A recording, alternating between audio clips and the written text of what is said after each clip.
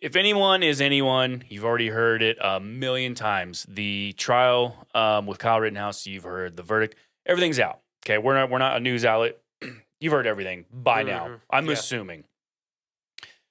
What frustrates me to no end is to see the jury come to a verdict, which rightfully so. They were correct in this one. The evidence was overwhelming. The process of the jury, I mean, that is an established process throughout our nation, at very least, our nation's history. Yes. Right? And it was built in a way that justice would be served in the best possible unbiased way. Right. Now, does that mean that it's never been rigged?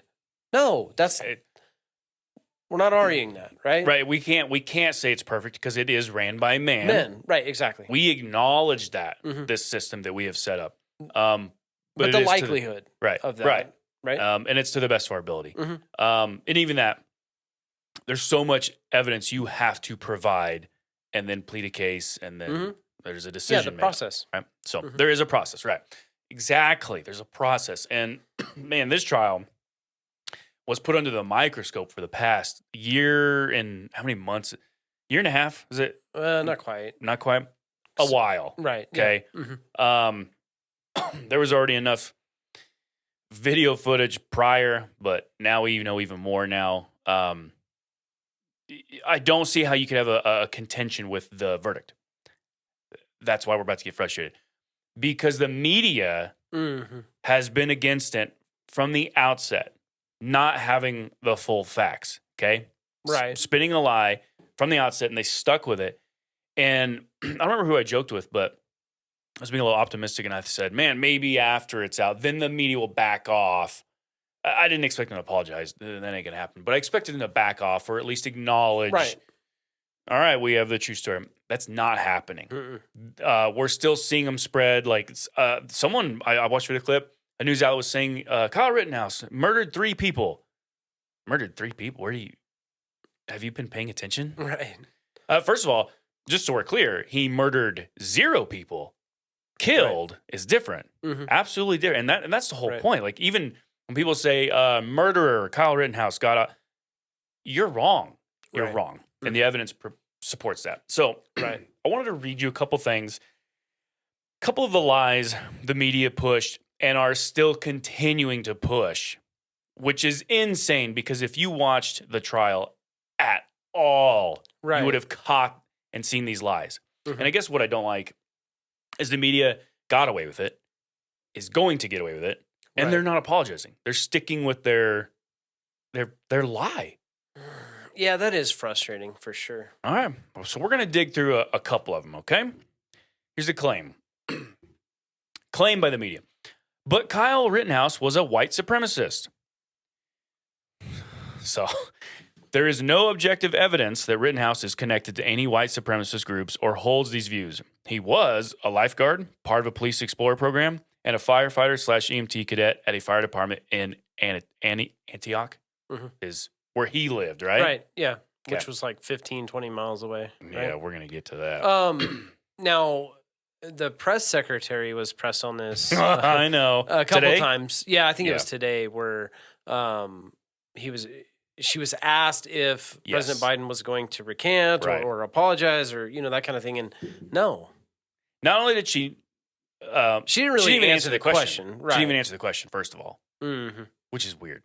Right. That's a pretty easy question. Hey, Biden... first of all, she tried to dismiss it by saying, well, that was an ad campaign and you're making the wrong connection. No, that's not the ad campaign suggestion. Well, there was that, but then also... But also, in live interviews, Biden had said some... Not smart stuff. And so, simple question. Hey, is he going to apologize for that now? Is he going to take that back? Well, I couldn't answer the question. So, anyhow, we know now. Okay, how about this one? The claim. Still, though, Kyle drove over 20 miles to get to Kenosha and to start trouble. Here's the truth. Kyle's family lived in Kenosha. His dad, grandma, aunt, uncle, and cousins. On the morning of the riots, he went to downtown Kenosha with his sister and friend to look at the damage. He spent a couple hours cleaning graffiti off of local schools. So he was there helping cleaning out. Yeah. Okay. That matters a little bit. Okay. The claim. But Kyle took a gun across state lines. As we learned from the trial, Kyle went to Kenosha for his job the night before the shootings. He had a job there, right? He was already in Kenosha, staying at the friend's house. That gun never crossed state lines. Right. You think the media would apologize for spraying that, but they're not. They're sticking with it. They keep saying it over and over. Okay, the claim. It was still illegal, though, for him to have that gun. He should be punished for that. The truth is, according to Wisconsin law, 17-year-olds cannot carry rifles if they're short-barreled. Rittenhouse's weapon was not short-barreled, so he carried it legally. The charge was thrown out for that reason. Yeah, that wasn't even one that they had to deliberate about. Nope. But the media keeps bringing it up. How about this claim? He brought a gun to a riot looking for a fight, and then he killed 2 people. He's a murderer. Here's the truth. There's no reason to believe Kyle intended to kill anyone. He actually showed up with his rifle and a first aid kit.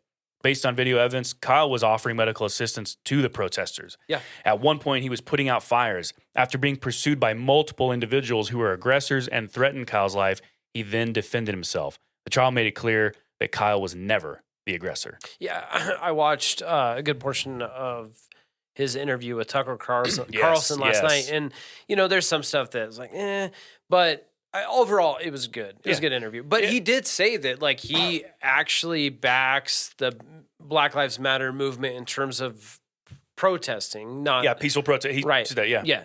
Go ahead. Which is fantastic. Yeah. I mean, not again, I don't agree with the organization. I don't agree with what they stand for, but I am absolutely for your right to protest. Yeah. Right? Peacefully. Even if your the foundations that is why you're protesting. If you're protesting something I think you're a fool for and I think you're wrong and dumb, blah, blah, blah, whatever, go ahead and protest. So that is your right. It's a great country that you get to openly do that. Sure. And there's 2 things I wanted to... Are you done? I have 2 more. Okay. Go ahead. Okay. Here's the media claim too. Afterwards, though, he fled the crime scene. The truth is, Kyle attempted to turn himself in immediately after the shooting, but the police were unaware of the situation and dealt with the riots. They turned him away. The following day, though, Kyle then turned himself in and cooperated with the police, which also busts this whole lie that, Kyle didn't turn himself in because what he did was he got his lawyer and he spent the next, day planning this very, very master plan of a story. And like, no. He didn't have any time for that at all. He turned himself immediately the next morning. Okay, the last one. Kyle's victims did not deserve to get shot. The truth is, Kyle only shot in self-defense. Had he not, those attacking him would have likely killed him. Now, do I know that? No, but that's not a point to gamble on. It looked like they were going to bring him harm. Mm-hmm. That's a judgment call. One of the aggressors was a serial child molester. Another held his family at knife point. Another was a felon. These aggressors had a history of criminal behavior. I think I've seen the question float around on social media, but it's like, why isn't the guy that was a felon carrying a concealed firearm, why isn't he being prosecuted that's a law for that? And maybe he is. I don't know. And if that's true, I don't know. But, I mean, why wouldn't he be? I mean, in a sense, he pointed a loaded weapon at Rittenhouse. That could be considered attempted murder, right? I mean, again, I don't know. Maybe there are charges. I don't know.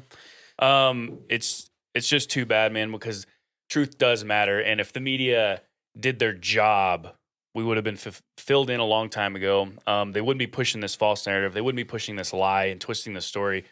But they are. And I think one of the things I hate about that is, one, it's a lie. We all know now. But I guess what I don't like is, and this is my flesh talking, they're not held accountable. Right. They just move on to the next story. And that's, and I'm sure that there, very well may be a lawsuit out of the deal, but is it really going to hurt them? No, it'll be pennies. I mean, and that's the thing is, like, I'm not a litigious dude, but I hope Kyle does go after them. I mean, for a year and how many months was slandering his name, and not with just like little stuff, pretty wild accusations. Absolutely. And now it's wrong.